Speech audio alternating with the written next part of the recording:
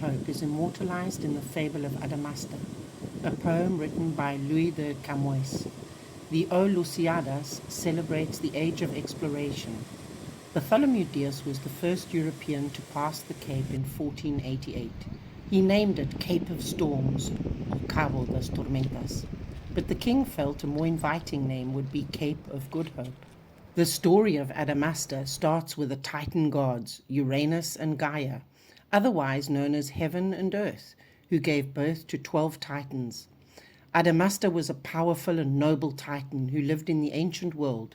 However, he fell in love with a sea nymph, Thetis, who was the mother of Achilles. She did not return his love. Angry, Adamastor attempted to force her into a relationship. Thetis asked for help from the Greek gods, who tricked him into accepting a stone, which transformed him into a monstrous and terrifying storm giant, trapped in a mountain on the southern tip of Africa.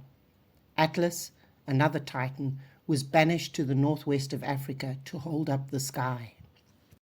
Adamastor used his new home at the tip of Africa to curse the passing sailors and threaten to destroy their ships.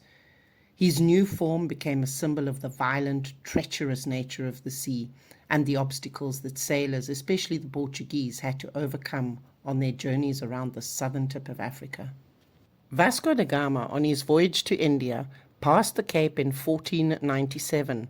This was the midpoint of his journey, as well as the middle of the poem, which is where he met the monster Adamastor, who appeared as a storm.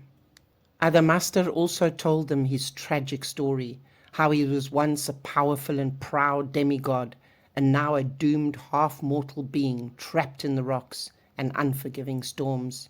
His tragic fate was both a warning and reflection of human ambition and the forces of nature. The author, Luís de Camões, was born around 1524 near Lisbon, the year that da Gama died. He was said to have been indirectly related to Vasco da Gama. He was from an aristocratic but poor family.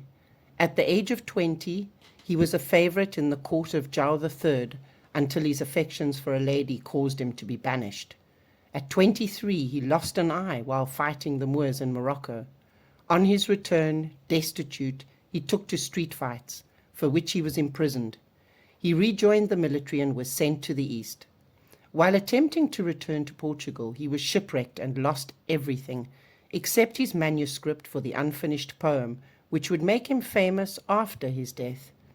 At 46, he finally returned to Portugal, where 2 years later his poem was published, and at the age of 56, he died in poverty of the plague. His poem is also said to reflect his tragic life. He is today regarded as one of the greatest literary figures in Portuguese poetry.